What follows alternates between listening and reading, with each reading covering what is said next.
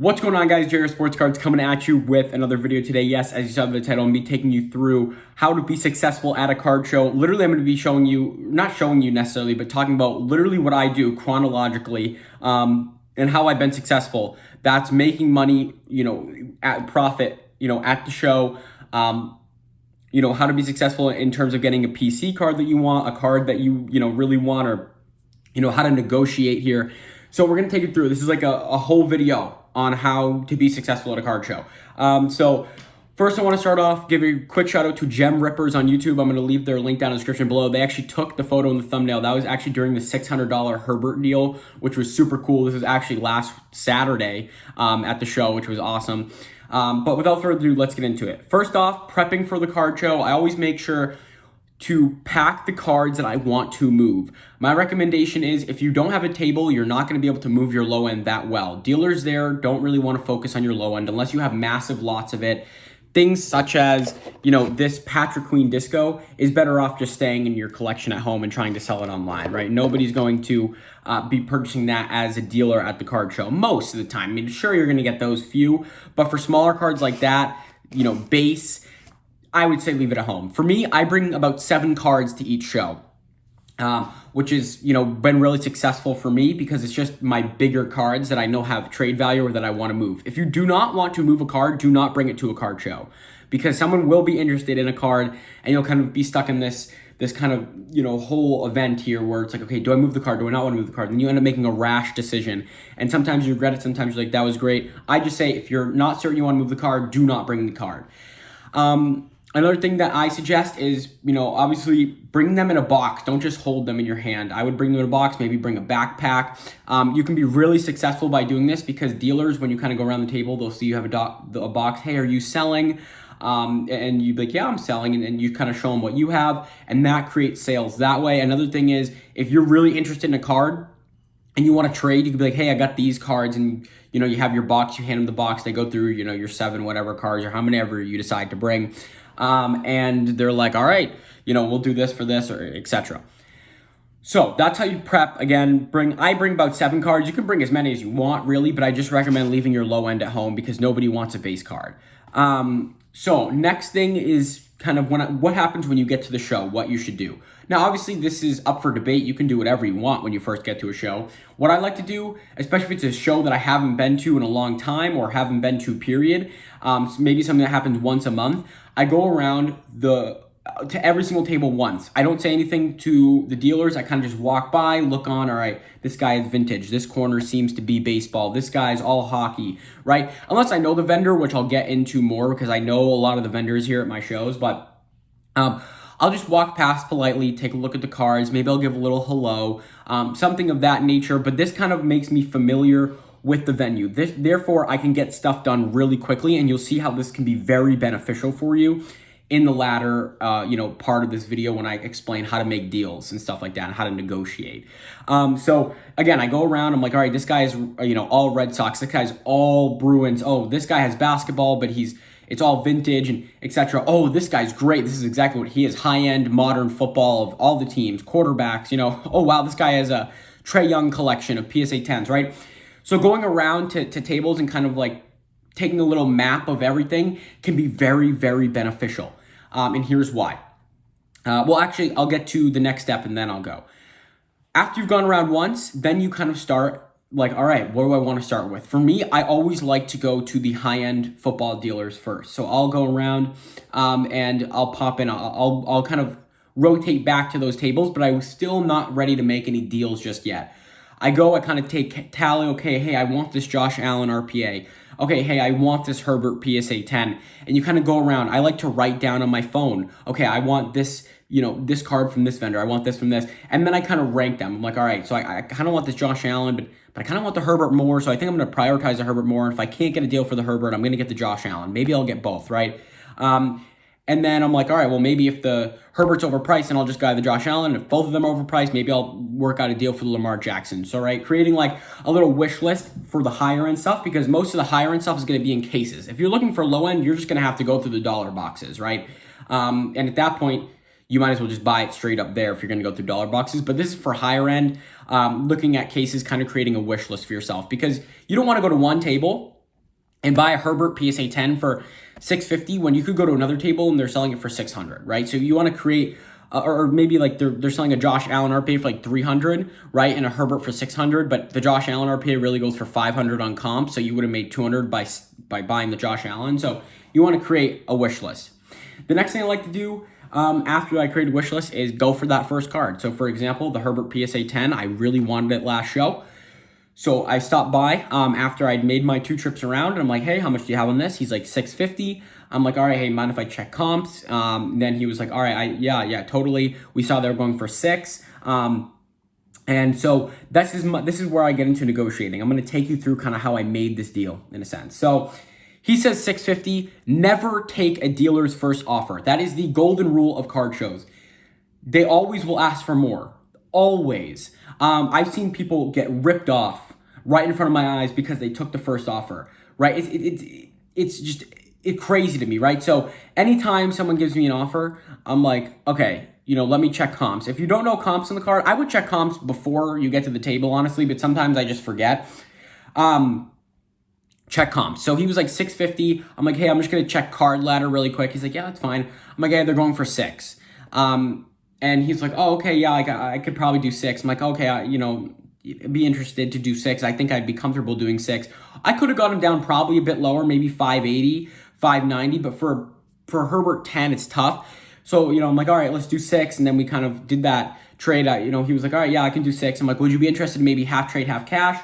They're most likely going to say yes all the time unless they're really trying to liquidate what they have. So I gave him my stuff.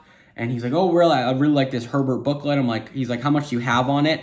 And at that point, you have to go a little higher than what comps are too, right? So I was like, oh, I have like 500 value on it, right? I paid 400, but to say you have 5, they're going to dumb it down. That's just like something that's going to happen. So if I said I have 4 on it, he may have countered 350, right? And for me, then I put myself in a position where, okay, we're not going to get a deal going this. So we start high about 500. Then he was like, yeah, I think I can maybe do like 150 cash. If you give me 150 cash and this, I could probably do the trade, but let me just check comps. And he was smart. He checked comps. He saw I was going for about 430. So we did 180 cash, or 420 to 430. We did 180 cash and the $400 card that I paid about 380 for, or so something. I paid 400. It was like 420 and like 180 cash. So it was good, right? But if I started off at like 400, right, or like 420, like right where I would have been fine with taking the trade and adding cash, he would have been able to dumb it down, and we would have never been able to start something. So always putting your card a little higher than it actually is, because it's just dealers know what's going on. They're going to negotiate with you. Another thing is, so kind of going off this, never take the first offer. Someone has a card for, let's say, 600, right? I always like to offer 100 lower, right? And you're like, whoa, you're lowballing the guy. If he has it for 6 and you offer 5, I'm like, hey, can you do 5 on this? 500, hey, can you do 5? Most likely, they're going to give you some sort of a big discount, bigger than what they would have done if you did 550. So for example, Josh Allen, there was a Josh Allen RPA limited at 125 for 600 at the show. I said to the guy, hey, can you do 5 on this? He's like, I just got it, but how about 550, right? And I was expecting to kind of pay in the 570 range when it came down to it. And I'm like, okay, how about 525, XYZ. And it ended up not working out because, the card was not what I thought it was. It had corner damage pretty much. I hadn't realized because, it was in his case, and I was like, oh, how much on Josh Allen? I knew how much it comped at. So, we would have, instead of paying 575, because I could have offered 575, he would be like, yeah, sure. He was all the way down at 525 after I had countered, he countered 550 to my 5, and I'm like, oh, let's meet in the middle at 525, right? Make it fair.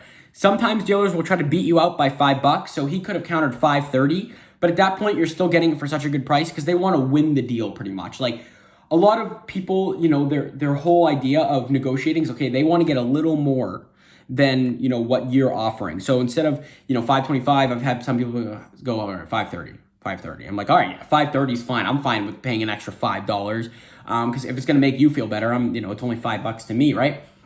So never taking someone's first order, first number. A great way to do it is kind of lowball it, not lowball it too much. Like never say 400. They won't even take you seriously if I said 400 on the $600 card. But saying 5, a quick, hey, can you do 5 on this? Like a little, hey, come on. They're always bound to kind of negotiate with you. And it really creates a relationship. Like I can tell you with Gem Rippers on YouTube, like I will see him next show. We will have a great relationship. We'll probably talk cards. Or maybe we'll make another deal, right? So it builds up a relationship with the person too. Talking more about cards than just the deal. Maybe after you do the deal, talk about cards. Talk about, the trade that you just made. Yeah, this is the pros and cons of this. Like I remember after I had made that Herbert trade with Gem Ripper, I'm like, hey, you know what? I think this is a good trade. I'm taking on the risk of high pop count. You get the auto. It's a booklet, so they're tougher to move, right? So you got to kind of go through the pros and cons. Create a relationship. I always try to connect with people that I make deals with. After I make a deal, hey, do you have Instagram? Hey, are you on YouTube? Let's connect. So we follow, we talk. It's a really great way to kind of build connections. Other thing I like to do is even if I'm not buying from somebody, I'll ask a question. I'll be like, hey, I'll look at someone and say, well, hey, how's it going? Oh, it's going great. I'll be like, yeah, I see you have this card. Like, what are your thoughts on it? What are your thoughts? So, for example, I walked past a vendor that had all baseball and I saw Gavin Lux PSA 10 for like $30. And like, I just like, hey, how you doing? Blah, blah, blah. What are your thoughts on Gavin Lux? What do you think about this card? And you kind of just start talking about the cards and you connect and that builds a relationship. So now when I go to card shows, I know all the dealers. That way, dealers are more likely to be friendly. They have a lot of respect for, I think a lot of dealers have respect for me. Again, I look like I'm like 14. So like the fact that I go in there and it's like I'm a kid and I know my stuff, even though I'm 19, it's still, it's good. It builds a reputation. It builds a nice relationship with all the vendors. So, yeah, and so after I make my first deal, so made that Herbert deal, then I'll still go over to the other table and be like, hey, what do you have this Josh Allen valued at? And I like to always not go for one massive card that's going to take all the cash I bring or like all the value I have, right? So instead of going for like a $1,200 card, right, maybe I'll go for 2 $600 cards, right? After the Herbert trade, you go over, ask about the Josh Allen, kind of talk it up. Maybe you don't buy it. Maybe you don't even have enough to buy it, but getting information on it, because maybe you'll be there next show. Maybe it won't. But you'll gain information and you'll be able to bring that information onto eBay and be like, all right, so sellers are, maybe a little more lenient on Josh Allen. This is why they're selling, right? So it's always good to just get a little more information, build that connection, talk sports cards. I'm trying to think of anything different here. I think always offering below comps can be good. Buying in lots is really good. So if you see, a massive box of cards you're going through and you pull, for example, I pulled out a Cam Johnson Mosaic auto from the Suns and they're comping around, I want to say about 30-ish. And I quickly am like, hey, can you do 20 on this? And he's like, yeah, boom. There we go. He took my first offer. I was expecting him to be like 30 and I was going to counter 25. Then I literally went, 4 tables over and I sold it for 35. Or I think it was 30 or 35, right? So like a quick 10, 15 bucks there because I just, offered, I was like, hey, let's do 20 on this, Other thing I love to do, again, is what I just mentioned, buying in lots.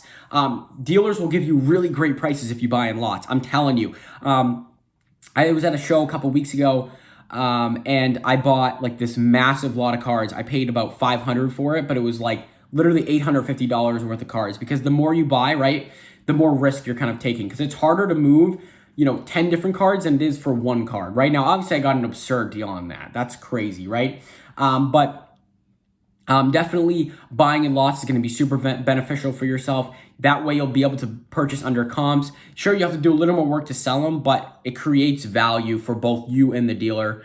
Guys, that is going to do it for today's video. I hope these tips and kind of, things that I talked about can help you in a card show. Let me know. Do you guys have any other card show suggestions? Leave that in the comments below. I'm going to see you. Peace.